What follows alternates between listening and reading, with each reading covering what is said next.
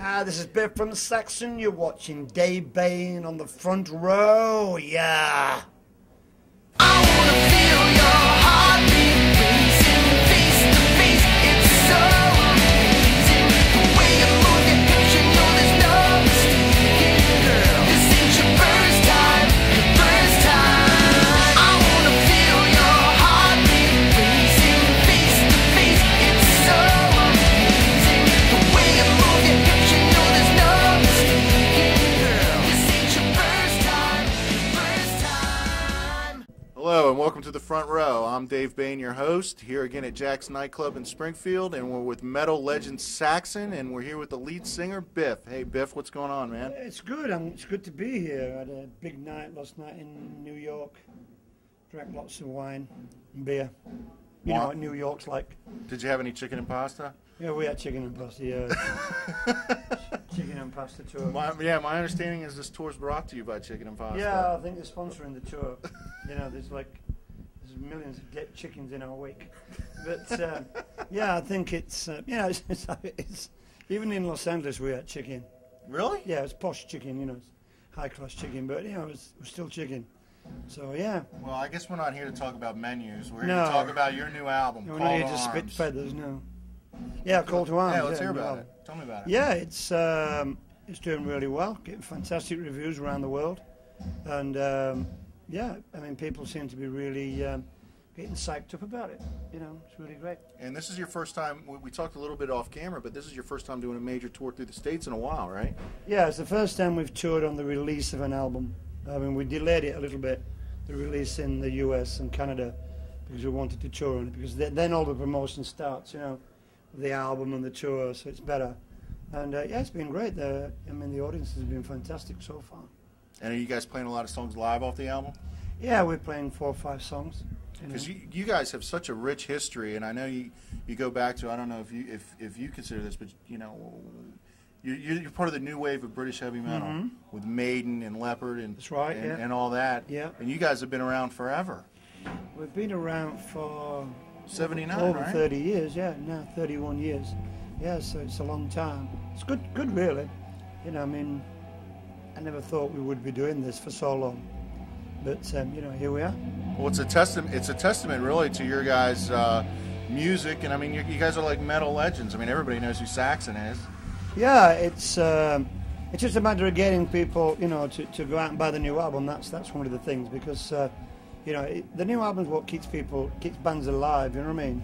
Right. So, but we are selling quite a lot of albums. So, you know, we'll keep our fingers crossed. We'll come back next year maybe. Keep pushing. Yeah, because you guys did a big tour, or you did a date rather, not a tour, with Motorhead and Priest, right? Yeah, we did 5 shows. It was quite a big tour down That's the there kind of tour in Spain. we got to get that over here, right? Yeah, the big 3. The big 3. Yeah, I've heard you say that in the press. Big 3.5 maybe. Any particular stories you want to tell us about the making of this album, or anything? Well, you want to talk we about? sort of went back to our roots a bit, to more of our influences, and a bit more organic. You know, less overdubs, less samples, digital samples. So it's more or less what you hear is why we played it.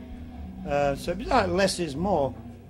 You know what I mean? Yeah, that's how I felt listening to it. And because it's, you know, you can turn it, you can record it so loud, you know, and we can mix it so loud. So it's got a bit of a live aggression to it as well. Yeah, I mean, the first track, Hammer of the Gods, really comes out, and I felt like it when I put it into my computer, because now you burn everything on the iTunes. I put it in there to listen to it. I felt like that song really just came out and punched me in the face. Yeah, it just sounds like we're playing in your living room, that song. So, yeah, it's. I think we seem to have got it right with this album. It's what the fans want. So Yeah, that's good, you know. And one of the things I was talking to you about off camera was this album really seems to harken back to those stadium chant-along, sing-along metal anthems, stuff like back in '79 really lends itself to crowd participation, and I think that's what you were trying to go for on this album, right? I think the songs are more anthemic, definitely. And we went more for that sort of you know, sing-along, sing-back type song, really, like back in '79 and you know, Hammer of the Gods, Chasing the Bullet. Yeah, Chasing the Bullet's another one. Yeah. I mean, because you know, I put the album in, and I just could picture myself in a big stadium singing along with you guys. Yeah, big stadium, small club, theatre. Yeah. We don't give a shit Yeah. where we play. You know, we do 90,000 people festivals in Europe, and you know, here we do like 600-700. So it's all about the passion for us and the music and playing for our fans. Really, that's what it's all about with us. Yeah, and you've even got like even a slower tempo song like "Mists of Avalon" with great track. Yeah, that's more sort of prog rocky. Yeah, in that prog rocky feel. We'll be doing that tonight, I think. Yeah, that's a great song.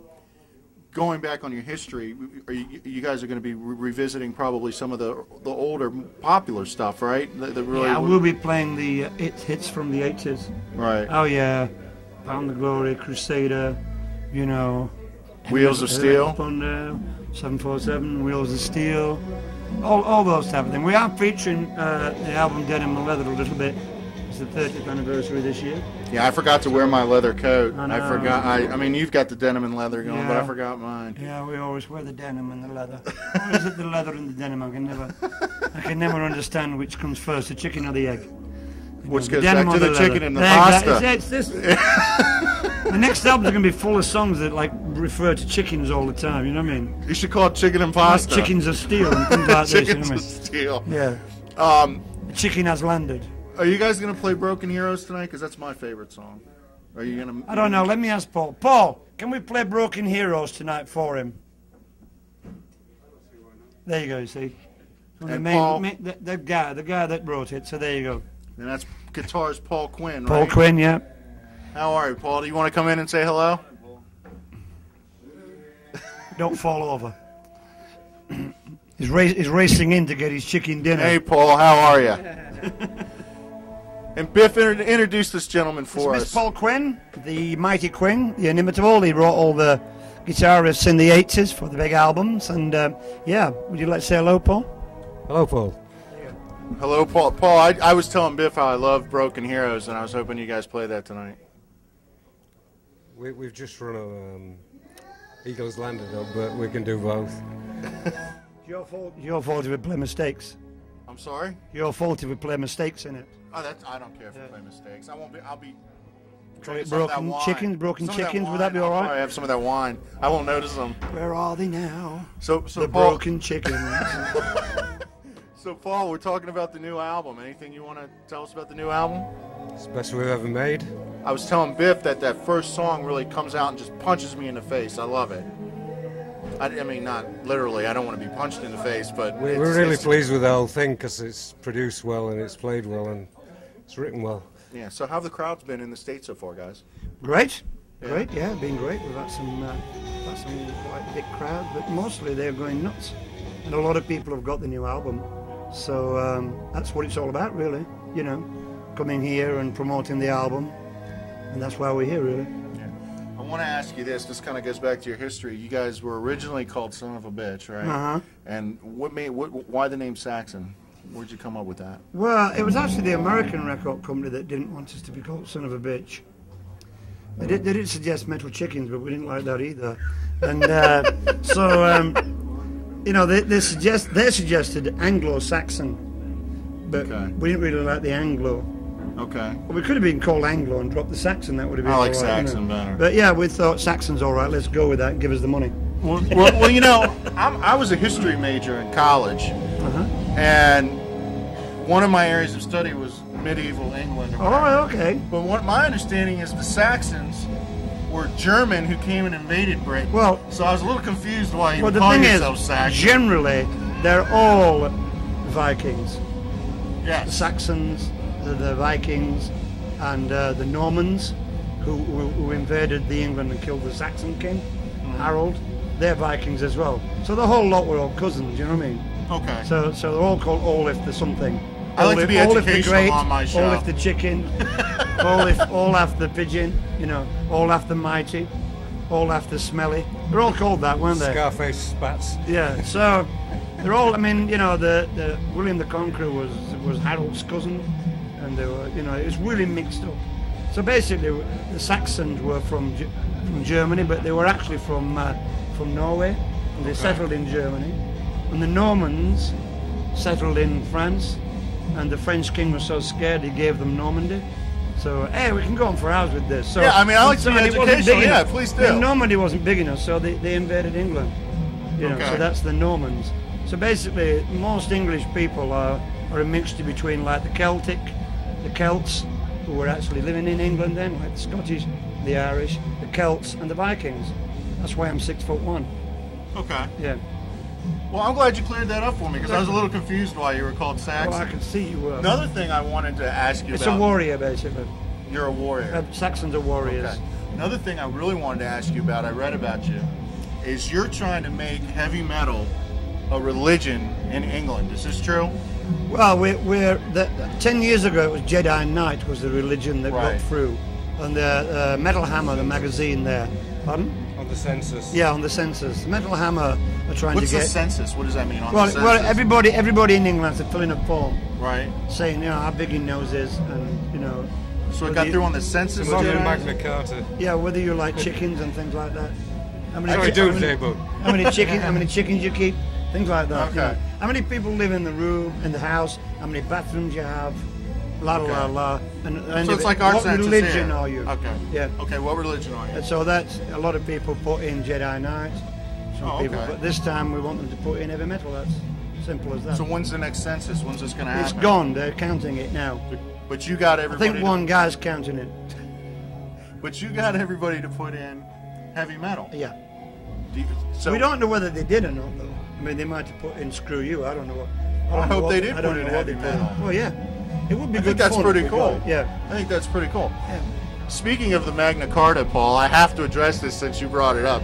Do you know that's where we got the right to jury trial from? The Magna Carta? I just wanted to say that. See, I guess I am going to make some smart-ass comments. Well, the Magna Carta is a great thing, Prince John. Yes. Well, it's when the nobles said, we're not going to take your shit anymore, and we want to be tried by a group of our peers. That's the Magna but you know it's already open slaughtered them all anyway. Yeah, but it was the start of it. It was the start of something. It's the start of it was the start of something good, yeah. Yeah. Good, yeah. Because before that, the chickens decided. Well, actually, the Magna Carta, right at the bottom in the small print, it gives chickens the right to vote. Yeah. Yeah. Yeah. So, Yardbirds. Biff, let's talk a little bit about it. You have an autobiography out too, right? So yeah, I do. It's called Never Surrender. Right. Yeah. And where can I pick that up at? You can buy it on the internet. I mean, they sort of wait till they've got like 300 or 400 copies ordered, and then they print it. But we're hoping to bring it out in America soon. Okay. And that's the plan. To get the autobiography out. Yeah, in and they're going to do an audio book. Okay. You know. Really? Seems to be popular, yeah. And then you're going to read it. I don't know if I'm going to read your book. Paul should read it, actually. That would be dressed cool. as a chicken. Well, that would work. That would work. That would Peter work. Sellers. Yeah. Paul, I'm sorry you missed it. The chicken. Biff and I have been having just a riveting conversation about chicken. So now all we do is talk about chicken. Isn't that a filleting conversation? Biff, what's your favorite song off the new album? I like a few new songs, but at the moment I think Miss Survivalons sounds pretty good. You know, it's great. Back in '79 seems to be the song that a lot of radio stations are playing. I don't know why. They just like that sentiment. It's got that. Yeah, no, it's got that sort of. Yeah, it's got that old school feel to it. Yeah. Right. So you know, yeah. What about you, Paul? What song's your favorite on the new one? To play, or just a great song as a guitarist? I mean, what do you like? I think Call to Arms, because it shows that we can lay back into a kind of feeling song, especially with that sentiment of chickens being away from home and trials by jury. And yeah. Call to Arms. Why the name of the album? Why is it called Call to Arms? Well, we could have called it a few things. We could have called it Hammer of the Gods or Surviving Against the Odds. That's a good title. Right. I just thought that it's a sad song. You know, the song's set in the First World War, and I read a book called Letters from the Front. It's a collection of letters that were found on soldiers' bodies and letters that were sent to the troops on the front, American, English and French troops.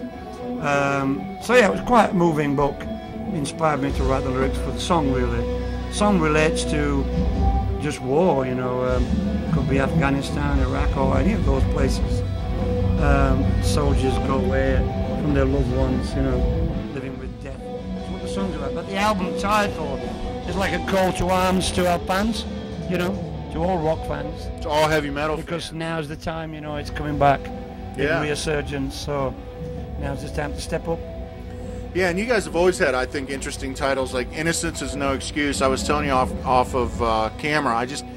You like the girl on the cover, don't you? I like that, but I always just remember that title when I was a kid and that album came out. I was like 15 years old when that came out, and I just remember, man, what a cool title to an album. Yeah. I just always remember that Broken Hears video, and I think you guys did one for Rock and Roll Gypsy too, right? Did you do a video? We did, for that? yeah, we did one for Rock and Roll Gypsy. I just remember those were big staples on back when MTV used to play videos. Yeah, definitely, yeah. Those were great songs. Yeah, I mean, the thing is with Innocent No Excuse, a lot of people don't know what the title means. But our first 7 albums were on a French company, and we lost millions and millions of pounds. Yeah, which was really big then. Right. And when we left them, we went with EMI. So basically, we tried to sue them. Right. And that's where the title comes from. The Innocence Is No Excuse. That's where the title comes from. Yeah. You know, I'm actually a lawyer. Mm-hmm. I mean, I wasn't when I was 15, but I am now. That title has just always stuck with me, even through my legal career. I used to be a criminal defense attorney. There you go. You see, you're bang on, aren't you? Yeah. Because that's what it means. Yeah, I mean, it's just... Yeah. It's just always something that's been very provocative. Yeah, because we walked into the court looking for our millions. Yeah. And like they just bamboozled and cheated and covered it all up, and our money was abroad, and so we just thought of the title, Innocence Is No Excuse, really. Yeah, and don't take this the wrong way, but it just seems like the critics just didn't get that album, but I love that album. No, it was maybe a little bit too commercially produced for them. There's not a lot of raw edges on there, so I think it was the British press really that hammered it. And in those days, the British press was the all-seeing, all-knowing. It swept around the world. People copied the reviews into their magazines, and it's a bit unfair, I suppose. I think so, because I think it's a great album. I've been getting psyched up for this interview. I've been listening to it every week. Getting ready for this. It's great. Rocking Again is a great track. Yeah, I love it. It's a great album.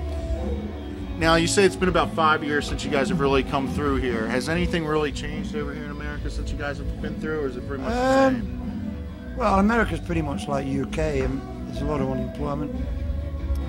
People can't afford tickets to see all the bands. So, that's what the track on the new album, Ballad of the Working Man's, all about. It's about when more people are working in the country's strong. So, both countries are in a bit of a bad place at the moment as far as financing and jobs and things go. So we can see that all over the world, really, that people haven't got a lot of money to go and see concerts. So, yeah, but they could come out and see you guys, and it's kind of an escape and a release. Yeah. A lot of people are coming out to see us, but it's just difficult for people because they haven't got the money. A lot of people haven't got the jobs, and we feel really privileged when people spend their hard-earned cash to come and see us. Really.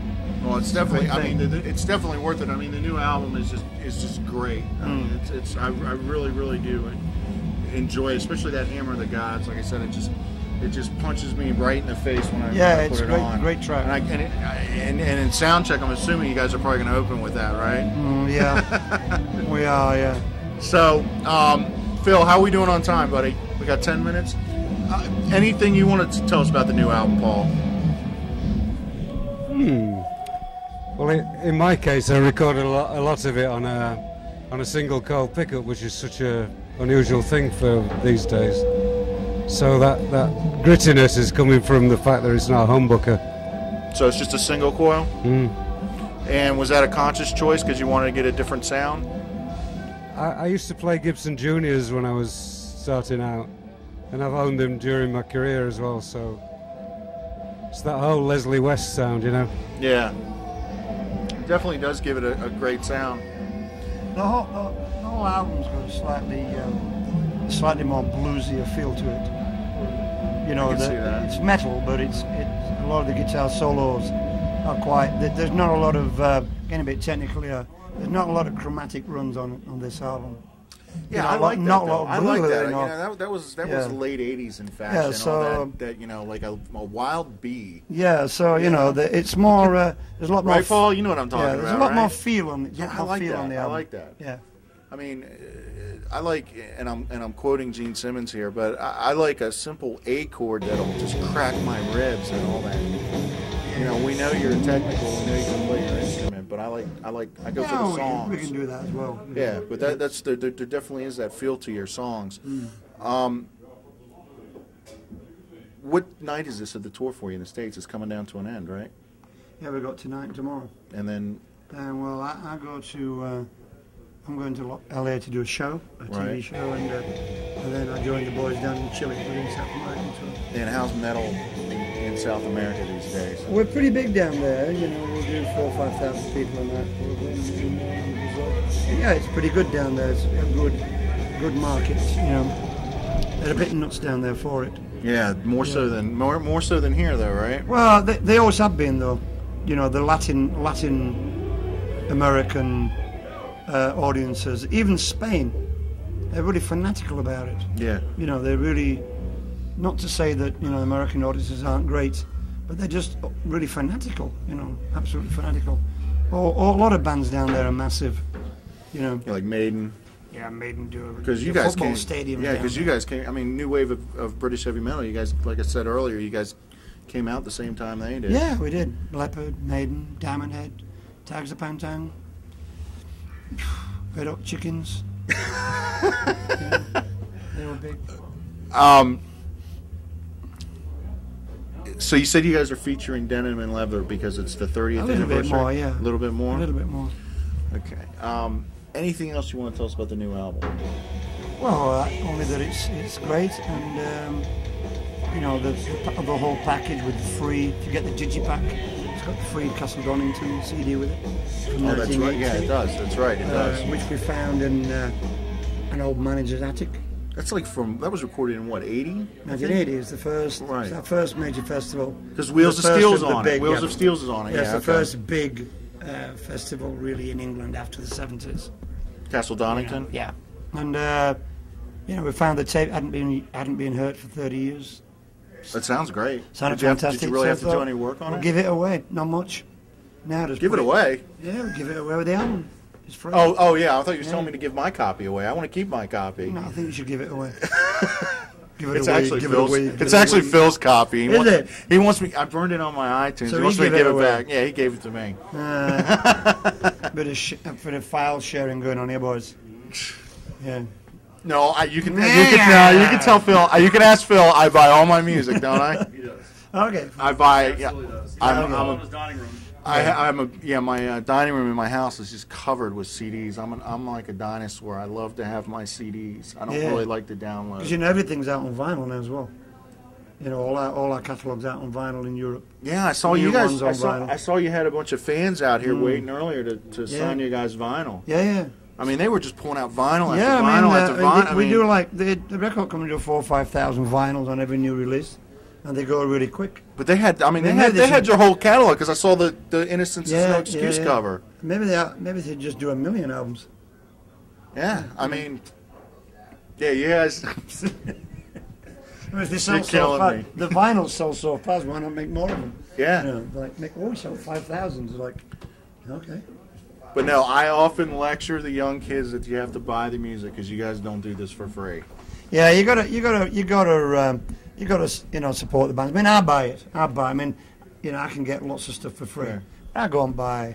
I am adamant. We were joking around about me taking Phil's CD, but I am adamant. I do buy my music because without it's a great package. Yeah, you know, because you get the Donington CD. Yeah, you get the physical package. You get the booklet. You know.